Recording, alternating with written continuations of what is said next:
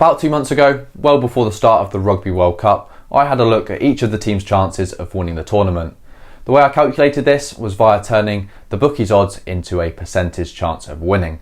Now, a lot of time has elapsed since the World Cup has started, and with the quarterfinals on the horizon, I think it'd be quite interesting to revisit this video idea and have a look at how the percentage chances of winning has changed. Now, I'm going to start off with Fiji and then work our way all the way over to France.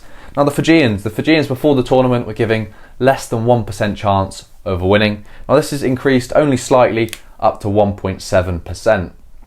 Now, look, the odds are stacked against Fiji. There's no hiding behind that. I think it's definitely a winnable quarter-final against England. Obviously, having beaten England only what is probably 6-7 weeks ago, they should be high on confidence, feeling that they can win that game. Obviously, both teams, England and Fiji, have come off real shocking performances of late. Fiji losing to Portugal and England only scraping by Samoa in the final minutes. So both teams will be relatively low on confidence in terms of their recent performances, but knockout rugby is knockout rugby, and it really is about which team turns up on the day. So yeah, the odds are very stacked against Fiji, but interesting to see if they do beat England, how they can go in a semi-final, and you're only 2 big wins away from creating a huge upset and history for their nation. Now, moving into Argentina, this one slightly surprised me. Their odds of winning have actually gone down to 2.5%.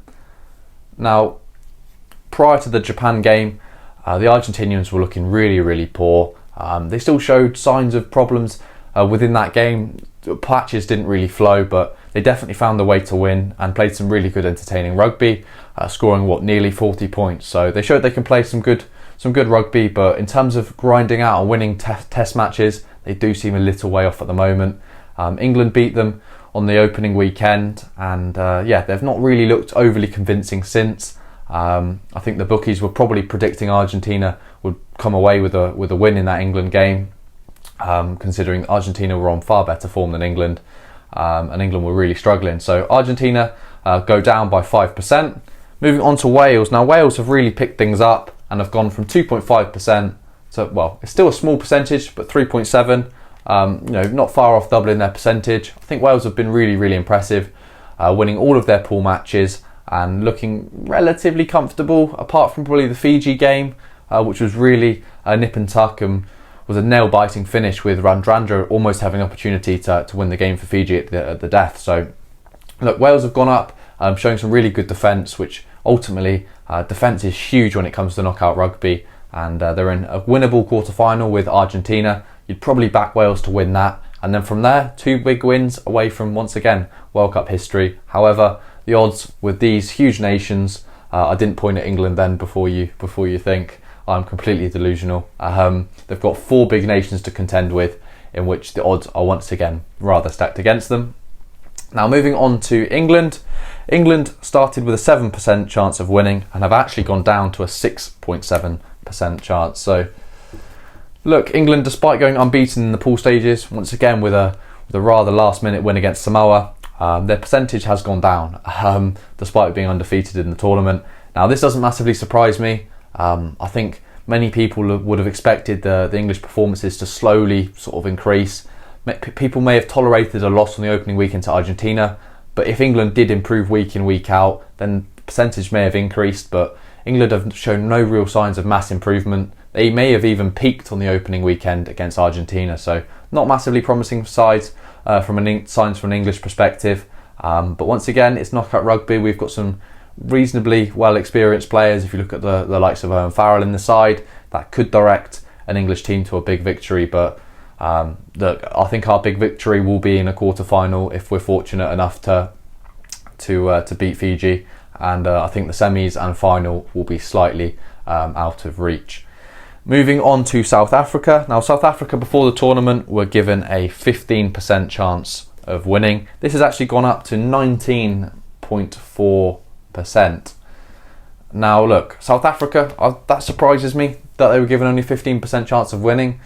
Obviously got beaten by New Zealand heavily in the Rugby Championship, but actually these percentages that I've taken were before South Africa dished out a really big defeat on New Zealand the week before the World Cup started. So look, maybe they were swayed based upon that result, but still, giving South Africa only a 15% chance going into our World Cup, is that's unexpected in my opinion. They should have definitely been given more of a chance, considering they are the reigning World Cup champions. So yeah, a reasonable increase from a South African's perspective. I could imagine that percentage being a good bit higher if their goal kicking percentage was lifted quite considerably. If they had Andre Pollard, who was knocking over the kicks from all over the place, maybe that will give them a better chance. Now moving on to the All Blacks. Now their chances of winning the World Cup have actually gone down. They're actually the favourites going into the tournament via 1% over France, but they are also on 19.4%. Now the All Blacks lost the opening weekend against a very strong French outfit, but since they've sort of improved their confidence, they've had some huge wins. That being said, against lower opposition, but scoring 96 points against Italy is no mean feat. Now look, it's clearly not the Italy side from the Six Nations, as France also showed via beating Italy massively convincingly. But yeah, the New Zealand chance of winning has decreased. But I would never write New Zealand off in a World Cup. Absolutely not. They've got some talent to really rip up the script.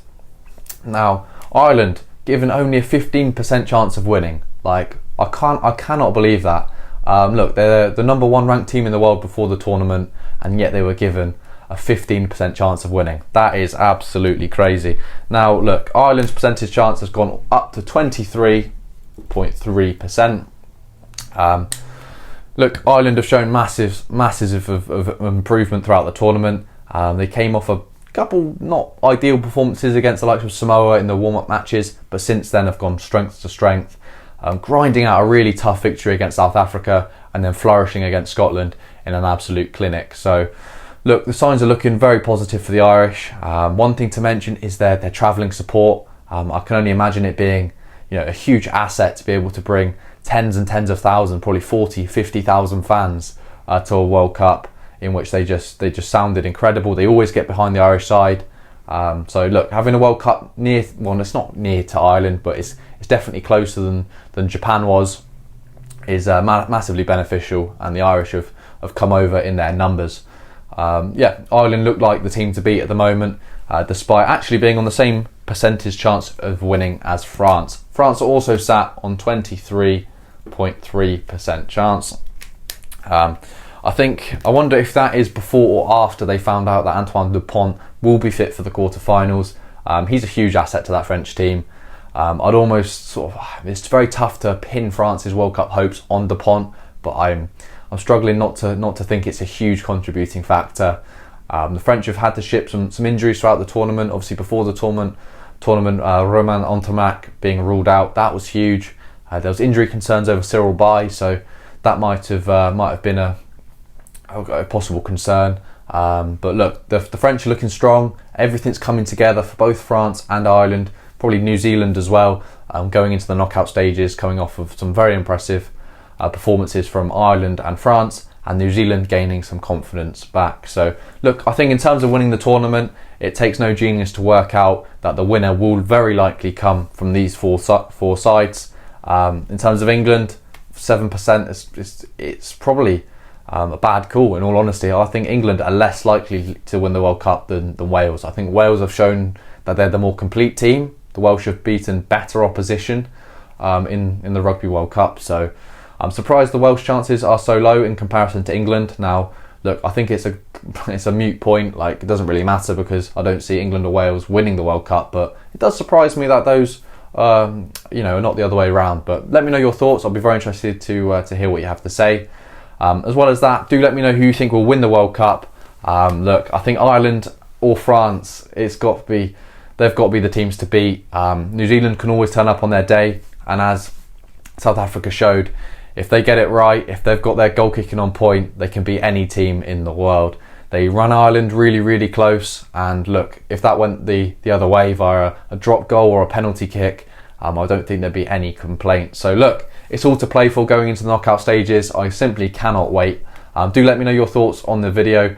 Do you agree? Do you disagree with the percentages? And I'll catch you in my next video. Thank you very much for watching.